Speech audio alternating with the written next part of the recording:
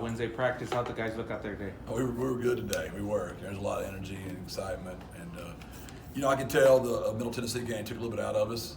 We gave a great effort up there. And I wasn't as pleased yesterday. But, man, we were really good today. So I was excited. From scout team to special teams to stretch line, there's just a buzz, which is exciting. Well, I know yesterday we were talking about a little bit, there was a report this week about the SMU guys who were choosing to sit out the rest of the year to preserve their ability to transfer. I was wondering, do you have any reaction to that trend? We've seen that a couple of years now in college football. Yeah, I just think it's getting to be,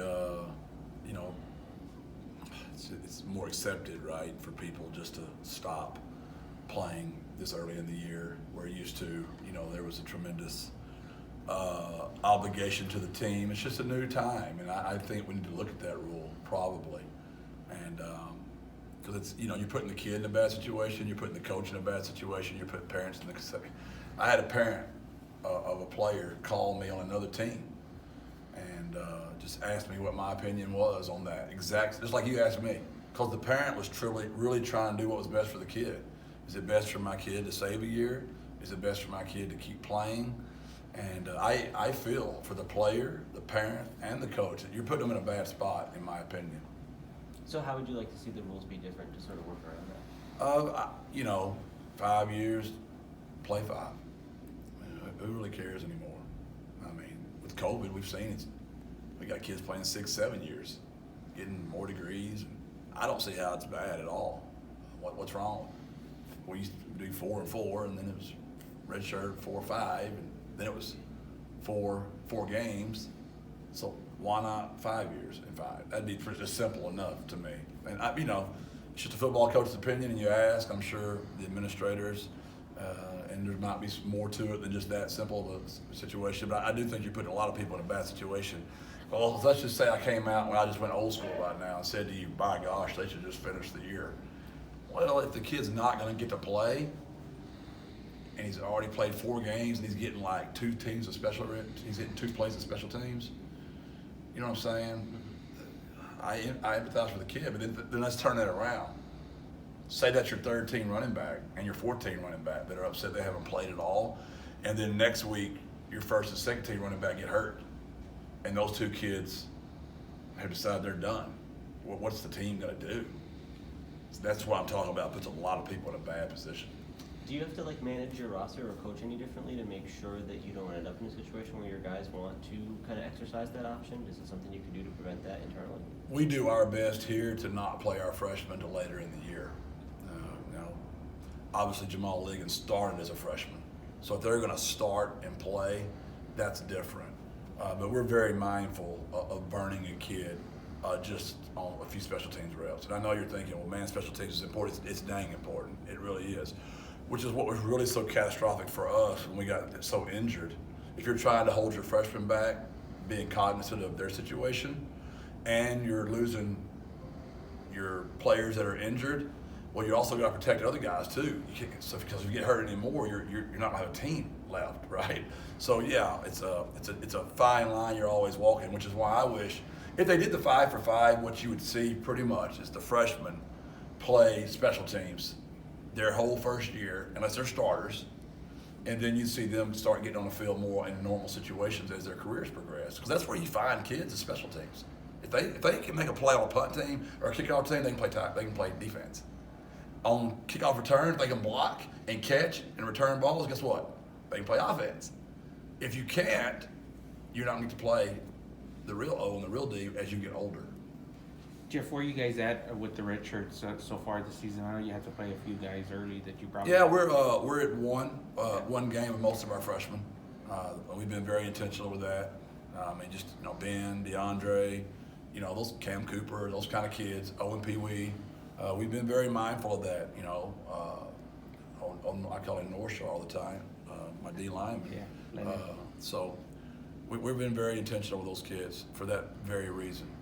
I guess if you wait until later in the year, they have more time to sort of grow and develop, but also you could end up in some crucial games where you don't want to use them and they never get that opportunity. Is it a tough balance to not maybe? No, because all those kids are good enough. They'll start on special teams immediately. You know what I mean? It's not they're as good as the guys that are going right now. I'm just trying to help them. I'm trying to be smart with them.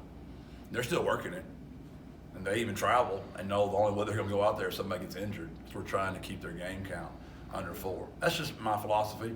Yeah, there's a million ways to do it. That's probably my, if you want to judge me too harsh on something, I'm in it for the kids. and sometimes the team might suffer a little bit for that because I really am there for the kids. Jeff, when you talk about this Western Kentucky offense, is a good UTSA offense kind of a key to slowing them down a little bit? When you just play a team like that, you've seen it 2 years in a row firsthand. You got to go match them. You got to match them. They're going to get theirs. They're really good, and much respect to Coach Helton and his staff. We were hoping they were not going to be this good. That when we see that many kids get out of there and go, to the National Football League and he's throwing touchdowns against, which that does not surprise me. I've always thought Bailey was that good. Stearns, those kids, but man, they, 7 steps right in there, 10 400-meter guy, 11 4. I mean, those guys can really roll. They're hard to tackle. They got great schemes, and there's going to be some fireworks go off Saturday. Jeff, I saw Joe Evans had surgery. Is that going to be a long-term absence for him? What's the outlook there? We don't think so. But it'll be a game time decision. Coach, the past 3 weeks, Western Kentucky, they've had 30, 73, 27. Is that just something execution, or is that something that the defense is doing to kind of slow them down a little bit, the opposing defense? I would say it's a good question. I mean, obviously, Troy's a very good defense. They're a good football team. They got really hot against FIU. Indiana's a good football team. They beat Illinois, who just beat Wisconsin. And I know you can play that game all day, but it's a good football team, and they did it up in Indiana. So, you look at just the people they've played. I mean, Troy plays a heck of a game against Ole Miss. They lose on a Hail Mary to Appalachian State. So Troy's a good football team. Is there anything from those tapes that you look at and say, is this something that we can use to kind of Always. be successful? Always, yeah. I've told you I've never had an original thought in my life. I just try to cite my sources because that's what my English teacher told me to do, and I'd be okay. So, to me, as a kid, I think so it's okay to copy as long as you tell everybody who you copy off of. Yeah, we're copying whatever that's called. We're citing your sources. Jeff, you guys are coming off your best running performance of the season. Is this a difficult matchup to try and keep that momentum going because you have to almost keep pace with their offense? No, because we're committed to doing it anyway. Yeah. I mean, we just are. And I know it doesn't look like that at times, but with the RPO game, the defense dictates that a lot. And so I would say, no, what's going to make it harder is just their girth, their mass on defense. They really went out and hit the transfer portal hard, and there's some of their younger kids have been developed and gained some weight, and they're more massive up front than they have been. It's going to be hard for our line to get a push. They've got some good players in there that are heavy-handed, and so we won't move them off the ball. I don't predict like we have been. How's Makai looking so far? He'll be a game time decision. Yeah. I mean, he's such a tough kid. He's frustrated. He's only played 6 plays the whole year. And like I said yesterday, I hope for him that he gets to get out there and have some success. That kid deserves that, man. All right, Jeff. Appreciate Thank it. y'all.